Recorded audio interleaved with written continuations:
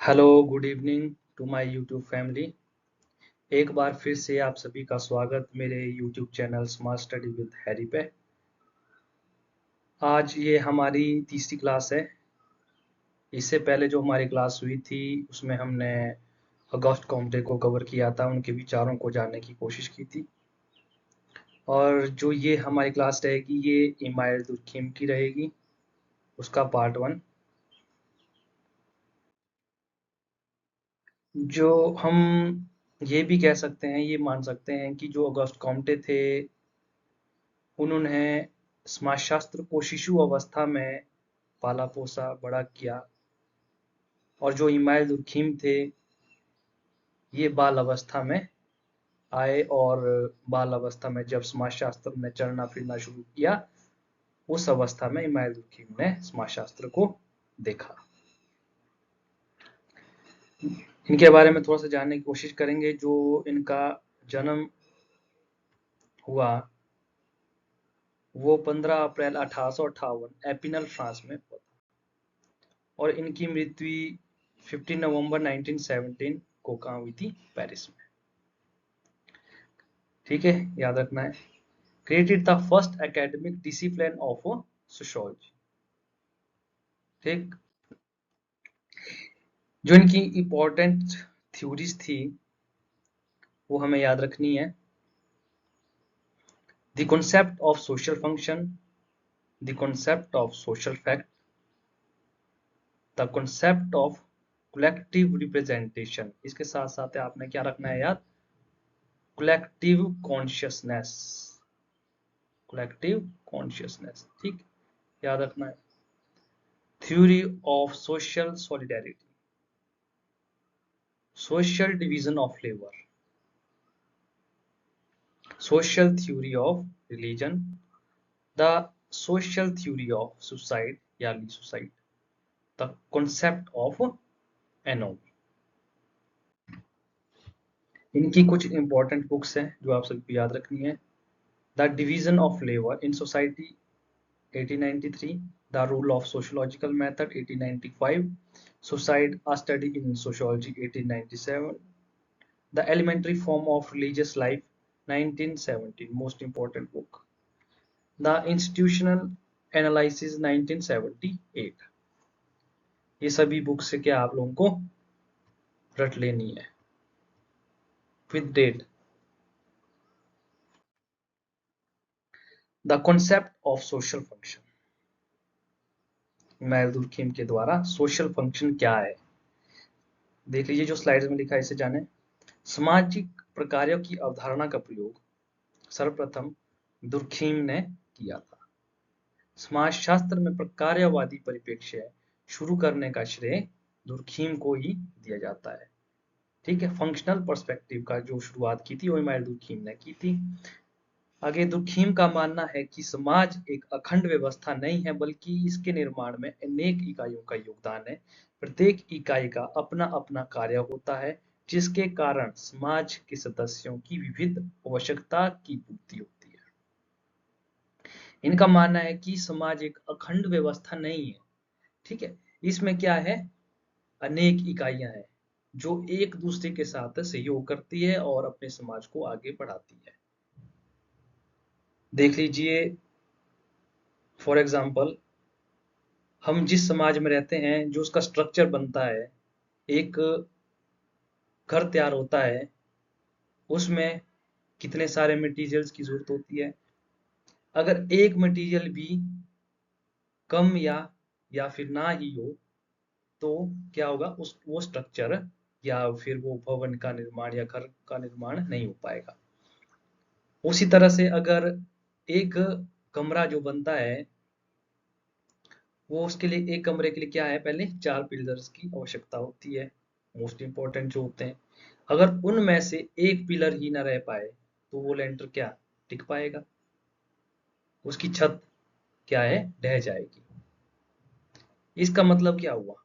समाज में जितनी भी इकाइयां हैं, जितने भी तत्व है, वो क्या है? एक दूसरे से एक चेन के रूप में जुड़े हैं। जुड़ने के बाद वे क्या एक दूसरे से फंक्शन कर रहे हैं, एक दूसरे के साथ कुछ ना कुछ एक्टिविटीज कर रहे हैं जिससे क्या है, समाज चल रहा है। ठीक है।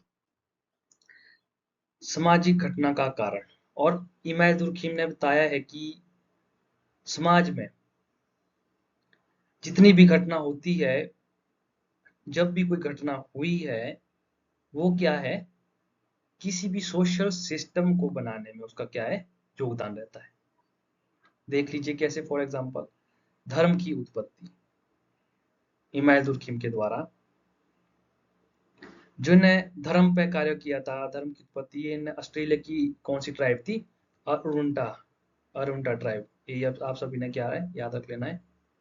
इन्हें कहा कि जैसे जैसे समाज में मनुष्यों को घटनाएं से गुजरा है वो, तो उसने क्या किया, जैसे जैसे घटनाएं हुई उसने उसका रूप किसी चीज में देखा कि किस कारण से वे घटनाएं हो रही है, उसके घटना के पीछे किसका हाथ है। ठीक है।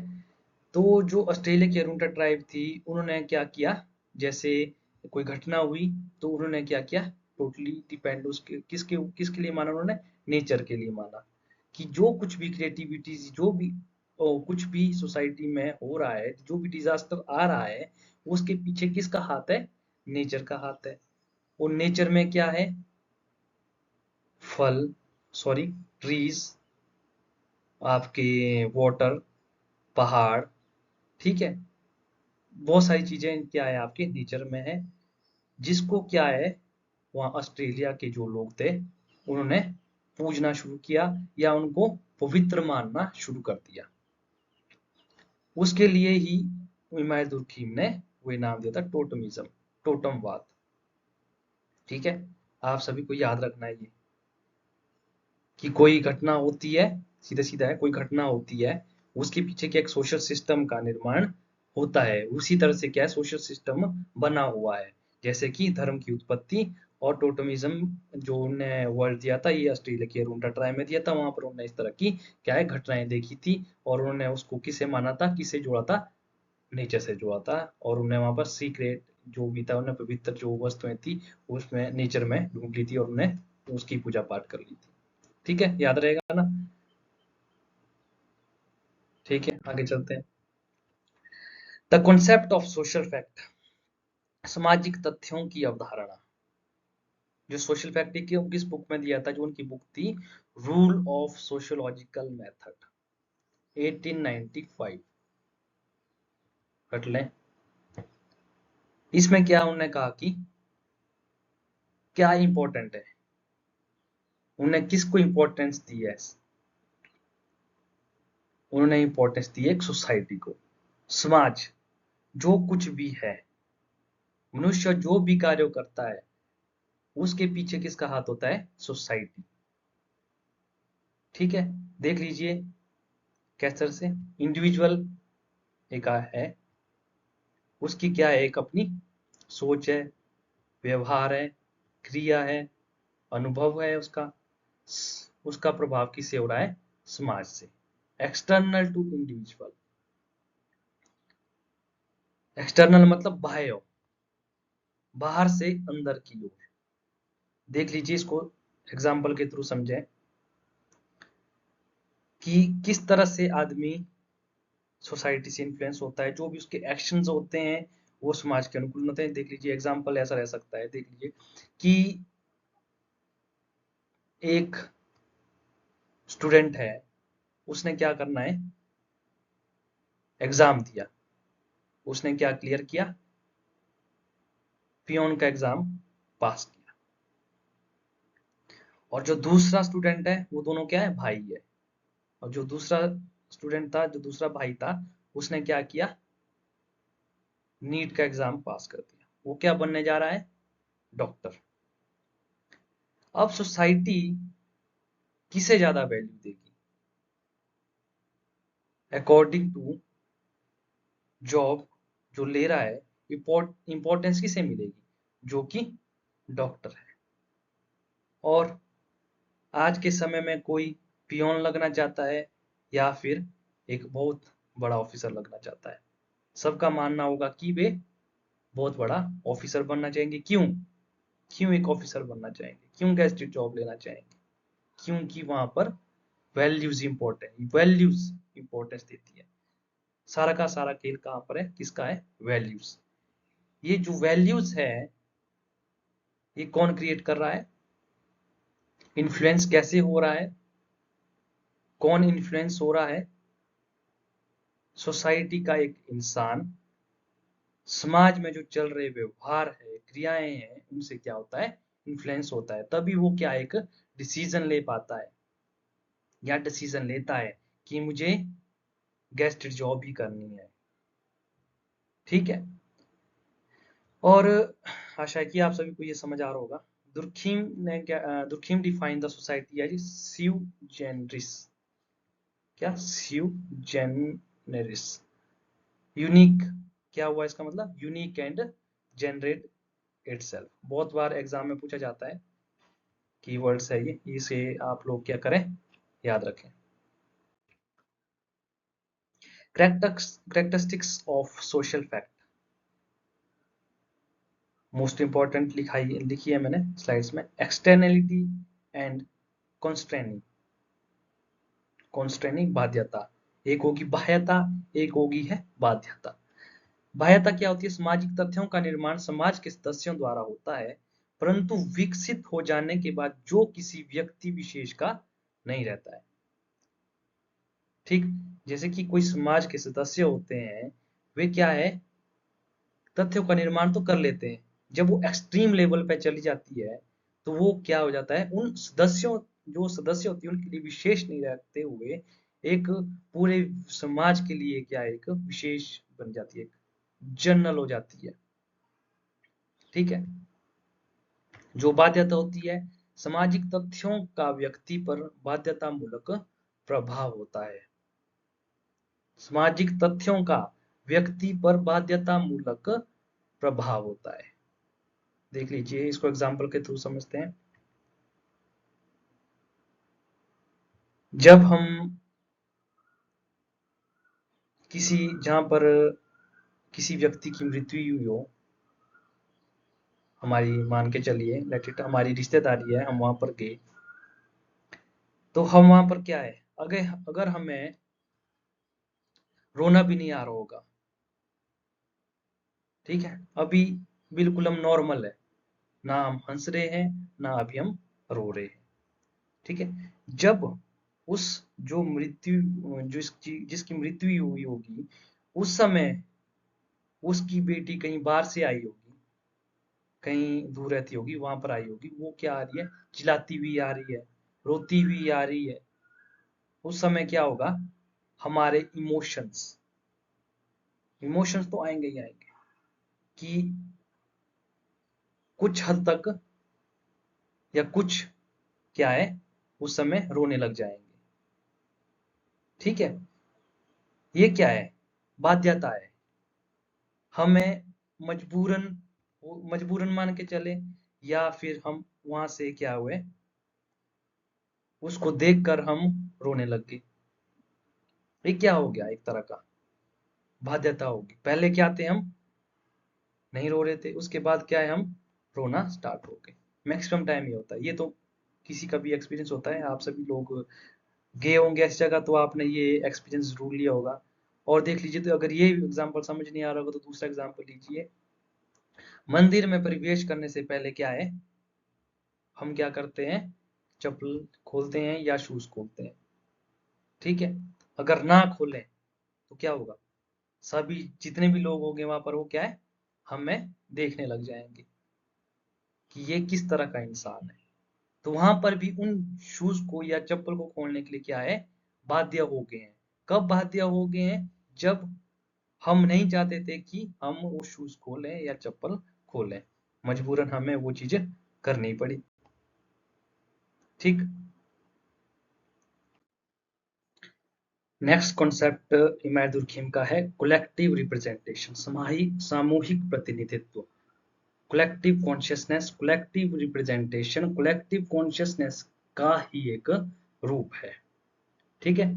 जो कलेक्टिव कॉन्शियसनेस है, ये किसका रूप है, कलेक्टिव रिप्रेजेंटेशन का। ठीक है। देखिए कैसे प्रत्येक समाज में कुछ विचारधारा है एवं भावनाएं होती है जो सर्वमान्य होती है, यह ही सामूहिक रूप से समस्त समूह का प्रतिनिधित्व करती है। इसका फैलाव सारे समाज में होता है और इसका व्यक्ति के ऊपर नियंत्रणात्मक प्रभाव होता है। नहीं समझ आया होगा, मैं एग्जाम्पल के थ्रू समझाऊंगा। देख लीजिए, जो सोसाइटी होती है उसमें क्या होता है, समुदाय होती है, समुदाय होता है। तो उनका क्या होता है, कलेक्टिव कॉन्शियसनेस, सामुदायिक चेतना होती है उनमें। सामुदायिक चेतना किस पे डिपेंड करती है, उनके जब विचार आए होंगे, जब उनका कोई व्यवहार इस तरह का रेगुलर चला होगा, तो वो किसका रूप ले गया, तथ्यों का रूप ले गया। ठीक है, जब वो तथ्यों का रूप ले गया तो वो क्या हो गया, उनकी कलेक्टिव कॉन्शियसनेस होगी। उन सभी ने क्या वो मानना शुरू कर दिया, और उसे क्या है, उसे अब नकार नहीं सकते हैं, अब वो क्या है, एक फैक्ट बन गया है।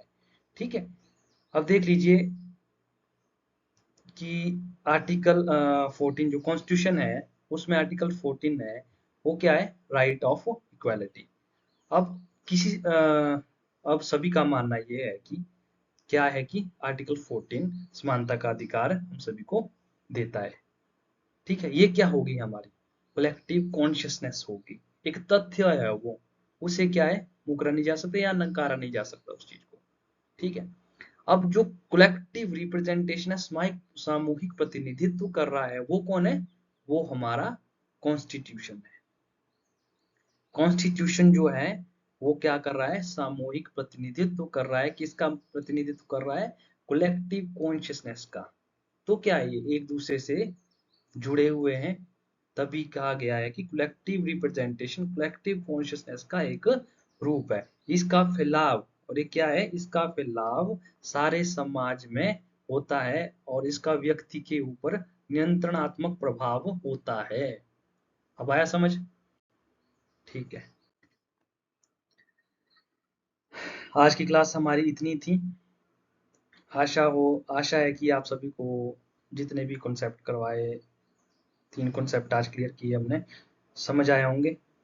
और बाकी जो भी हमारे व्हाट्सएप ग्रुप से जुड़ना चाहता है, smart Study with Harry channel से जुड़ना चाहता है, वो कांटेक्ट कर सकता है, ये नंबर है। ठीक, बाकी थैंक यू। बाकी नेक्स्ट पार्ट हिमायत दुर्खिम के मिलते हैं, और जल्द ही मैं आप सभी के लिए जो मैं करवा रहा हूँ उससे रिलेटेड एमसीक्यू लाऊंगा। और जिन लोगों का एग्ज़ाम जून में है उन सभी के लिए भी मैं एमसीक्यू लाने की कोशिश करूंगा, ताकि वे जो जो भी नए थिंकर्स लगे हैं उसे उसके एमसीक्यू क्या है, एक बार रिवाइज कर लें जो मैं पढ़े होंगे। बाकी जो मैं करवा रहा हूँ इनके तो मैं एमसीक्यू आप सभी के लिए जरूर लाऊंगा। ठीक है, थैंक यू।